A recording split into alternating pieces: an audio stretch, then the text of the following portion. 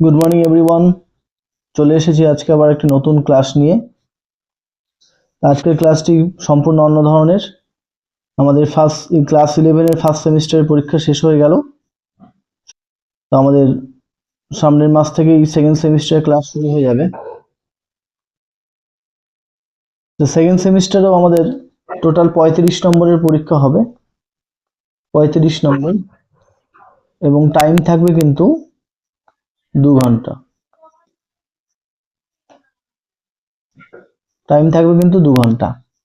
এই 35 নম্বরের আমাদের ফার্স্ট সেমিস্টারের পুরো এমসিকিউ টাইপ হয়েছিল, কিন্তু এখানে কিন্তু পুরো এসিকিউ টাইপ থাকবে, শর্ট অ্যান্সার টাইপ কোশ্চেন। এখানে 2 নম্বর, 3 নম্বর এবং 5 নম্বরের কোশ্চেন কিন্তু থাকবে। সেকেন্ড সেমিস্টারে যে মূল সিলেবাসটা, এটার 3টে পার্ট রয়েছে। প্রাকৃতিক ভূগোল প্রথমেই রয়েছে। প্রাকৃতিক ভূগোলের টোটাল মার্কস থাকবে কিন্তু 15 মার্কস। তার মধ্যে 2 নম্বরে 2টো কোশ্চেন থাকবে, 3 নম্বরে 2টো কোশ্চেন থাকবে, আর 5 নম্বরের একটা কোশ্চেন থাকবে। এভাবে 3টে পার্টে কিন্তু 15 নম্বর থাকবে প্রাকৃতিক ভূগোলের থেকে। প্রাকৃতিক ভূগোলের মোট চ্যাপ্টার রয়েছে 4টি। প্রথমটি রয়েছে সমস্থিতির ধারণা, যেখানে সমস্থিতির অর্থ, সমস্থিতির ধারণা, সমস্থিতিক বিচ্যুতি, সমস্থিতির প্রমাণ, এইরি ও প্যাটের তত্ত্ব, আর হচ্ছে সিমেটোজেনি। এই বিষয়গুলি আমাদের সমস্থিতির ধারণার চ্যাপ্টার থেকে পড়তে হবে। তারপর প্রাকৃতিক ভূগোলের 2 নম্বর চ্যাপ্টার হচ্ছে ভূমিরূপ গঠন। ভূমিরূপ গঠনকারী প্রক্রিয়া, অন্তর্জাত প্রক্রিয়া, ভাঁজ ও চ্যুতির বৈশিষ্ট্য, ভাঁজ ও চ্যুতির শ্রেণীবিভাগ, ভাঁজ ও চ্যুতি গঠিত যে বিভিন্ন ভূমিরূপগুলো, বহির্জাত প্রক্রিয়া সৃষ্ট ভূমিরূপ, আবহবিকার ও তার শ্রেণীবিভাগ, যান্ত্রিক রাসায়নিক আবহবিকার বিভিন্ন পদ্ধতিগুলো এবং তাদের সৃষ্ট ভূমিরূপ, মৃত্তিকার সংজ্ঞা, বৈশিষ্ট্য, উপাদান, মৃত্তিকা সৃষ্টি নিয়ন্ত্রক, মৃত্তিকা ক্ষয় সংরক্ষণ ও ব্যবস্থাপনা সম্পর্কে আমাদের পড়তে হবে চ্যাপ্টার 2 থেকে।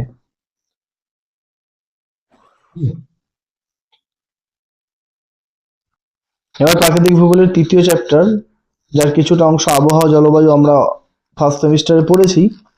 এবার আবহাওয়া জলবায়ুর বিভিন্ন উপাদান, তাদের নিয়ন্ত্রক, তাপ বাজেট, কার্যকরী যে সৌর বিকিরণ, বায়ুর উষ্ণতা, তাপমণ্ডল, উষ্ণতা বন্টনের তারতম্য, বৈপরীত্য উত্তাপ, নিয়ত বায়ু প্রবাহ, জেট বায়ু প্রবাহ, রশ্মি তরঙ্গ ও লি তরঙ্গ, এই বিষয়গুলি আমাদের পড়তে হবে 3য় চ্যাপ্টারে। আর 4র্থ চ্যাপ্টারে রয়েছে বায়ুমণ্ডল, যেটা মূলত জলভাগ। বায়ুমণ্ডল ভূপৃষ্ঠের জলরাশির যে ধরন, ভূপৃষ্ঠের জলরাশির বিভিন্ন বন্টন, বিশ্ব জলচক্র, জলপ্রবাহের ধারণা, জলবিদ্যার একক রূপে নদী আবহবিকার গুরুত্ব রয়েছে এই বায়ুমণ্ডল চ্যাপ্টারে। মানবীয় ভূগোল, ফার্স্ট সেমিস্টারে আমরা পড়েছি মানবীয় ভূগোল। মানবীয় ভূগোলে থাকছে কিন্তু 12 মার্কস, যার মধ্যে 2 নম্বরে 3টি কোশ্চেন থাকবে আর 3 নম্বরে 2টি কোশ্চেন থাকবে। এখানে কিন্তু কোনো 5 নম্বরের কোশ্চেন থাকছে না। তাহলে এই 12 মার্ক আছে 3টে চ্যাপ্টার। মাধ্যমিক কার্যাবলী হিসাবে শিল্পের ধারণা, কৃষিভিত্তিক শিল্প, খাদ্য প্রক্রিয়াকরণ শিল্প, মৎস্য শিল্প, কানাডার কাগজ শিল্প, জাপানের লৌহ ইস্পাত শিল্প, আমেরিকার তেল রসায়ন শিল্প ও মোটর গাড়ি শিল্প। এই শিল্প কর্মগুলো সম্পর্কে আমাদের পড়তে হবে। বিভিন্ন প্রকার শিল্প সম্পর্কে আমাদের এখানে জানতে হবে এই চ্যাপ্টারে।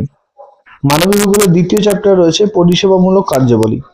এখানে বিভিন্ন পরিষেবামূলক কার্যাবলী, যেমন ব্যবসা বাণিজ্য, পরিবহন, যোগাযোগ, পর্যটন ব্যবস্থা, যে সমস্ত বিষয়গুলি আমাদের বিভিন্ন রকম পরিষেবা দিয়ে থাকে, সেই পরিষেবামূলক কার্যাবলীগুলি সম্পর্কে আমাদের পড়তে হবে। মানবিক ভূগোলের 3য় চ্যাপ্টার রয়েছে নব্য স্তরের কার্যাবলী। এখানে বিভিন্ন তথ্য, যোগাযোগ, প্রযুক্তি ভিত্তিক শিল্প, গবেষণা, উন্নয়ন ভিত্তিক শিল্প, এই সমস্ত নিয়ে আলোচনা আছে। অতি নব্য স্তরের যে কার্যাবলী রয়েছে, বিশেষজ্ঞ, সিদ্ধান্ত গ্রহণ, পরামর্শদাতা, নীতি নির্ধারণ, তাদের বিভিন্ন কার্যাবলী নিয়ে আমাদের পড়তে হবে। থার্ড যে মেইন পার্ট রয়েছে, সি, ভারতের ভূগোল, এখানে কিন্তু আছে টোটাল 8 মার্কস। এখানে 2 নম্বরের 1টি আর 3 নম্বরের 2টি, এই টোটাল 8 নম্বর এখানে রয়েছে। ভারতের প্রথমেই রয়েছে ভারতের ভূগোলের মধ্যে ভারতের জলবায়ু, ভারতের জলবায়ু অঞ্চল, ভারতের জলবায়ু নিয়ন্ত্রক, মৌসুমী জলবায়ু, জলবায়ুর ঋতুগত বৈচিত্র্য, মৌসুমের উৎপত্তি, ভারতের জলবায়ুতে মৌসুমের প্রভাব, বিশ্ব উষ্ণায়নের প্রভাব, এগুলো নিয়ে পড়তে হবে। বিশ্ব জলবায়ুর বন্টন, এই চ্যাপ্টারে আলোচনা করতে হবে। আচ্ছা, ভারতের ভূগোলের দ্বিতীয় চ্যাপ্টার ভারতের স্বাভাবিক উদ্ভিদ, অরণ্যের শ্রেণীবিভাগ, বাস্তুতান্ত্রিক অর্থনৈতিক গুরুত্ব, অরণ্য সংরক্ষণ ও অরণ্য ব্যবস্থাপনার বিভিন্ন কর্মসূচি সম্পর্কে আমাদের পড়তে হবে এই চ্যাপ্টারে। ভূগোলের থার্ড চ্যাপ্টার ভারতের প্রাকৃতিক দুর্যোগ ও বিপর্যয়। ভারতের প্রাকৃতিক দুর্যোগ ও বিপর্যয়, ভারতের দুর্যোগের ধারণা, দুর্যোগ বিপর্যয়ের পার্থক্য, দুর্যোগ ব্যবস্থাপনা এবং পশ্চিমবঙ্গের বিভিন্ন দুর্যোগ প্রবণ এলাকাগুলি সম্পর্কে আমাদের জানতে হবে এই চ্যাপ্টারে। তাহলে আমরা সেকেন্ড সেমিস্টারে ক্লাস 11-এ মেইন 3টে পার্ট রয়েছে। প্রাকৃতিক ভূগোল এ পার্টটি, তার মধ্যে 4টি চ্যাপ্টার রয়েছে। সমস্ত কিছু ধারণা, ভূমিরূপ গঠনকারী প্রক্রিয়া, আবহাওয়া জলবায়ু আর বায়ুমণ্ডল। বি পার্ট মানবীয় ভূগোল, এর 4টে চ্যাপ্টার আছে। মাধ্যমিক কার্যাবলী, পরিষেবামূলক কার্যাবলী, নব্য স্তর, অতি নব্য স্তর। আর ভারতের ভূগোল এখানে রয়েছে 3টে চ্যাপ্টার, ভারতের জলবায়ু, ভারতের স্বাভাবিক উদ্ভিদ, ভারতের প্রাকৃতিক দুর্যোগ ও বিপর্যয়। তাহলে প্রাকৃতিক ভূগোলের 15 নম্বর, মানবীয় ভূগোলে 12 নম্বর, আর ভারতের ভূগোল হচ্ছে 8 নম্বর। এই টোটাল 12, 8, 20 আর 15, 35 নম্বরের পরীক্ষা কিন্তু আমাদের সেকেন্ড সেমিস্টারে হবে, এবং পরীক্ষা হবে কিন্তু মার্চ মাসে। আশা করি সবাই বুঝতে পেরেছো সিলেবাস সম্পর্কে। আমাদের কিন্তু খুব সিরিয়াসলি পড়াশোনা করতে হবে, নাহলে এই 5 মাসের মধ্যে টোটাল 11টি চ্যাপ্টার আমাদের কিন্তু কভার করতে হবে। খুব সিরিয়াসলি না করলে কিন্তু সমস্যা হয়ে যাবে। এবার আমরা সেকেন্ড সেমিস্টারে কিছু বই দেখে নেবো, যে বইটা সব থেকে ভালো হবে সেটাই আমি সাজেস্ট করব তোমাদের। দেখো, এই বইটি উচ্চ মাধ্যমিক ভূগোল সেকেন্ড সেমিস্টারের জন্য প্রামাণিক এবং মৈত্রের লেখা। লেটেস্ট কোশ্চেন প্যাটার্ন নিয়ে পড়া হয়েছে। মোটামুটি ভালো বই, খুব একটা ভালো বলা যাচ্ছে না। পুরো ডিটেল সিলেবাসটা কিন্তু এখানে দেখানো হয়নি। অধ্যাপক অরুণব মিশ্র এবং রামকৃষ্ণ সেনের লেখা, মোটামুটি প্রান্তিক প্রকাশনীর মোটামুটি একটি ভালো বই।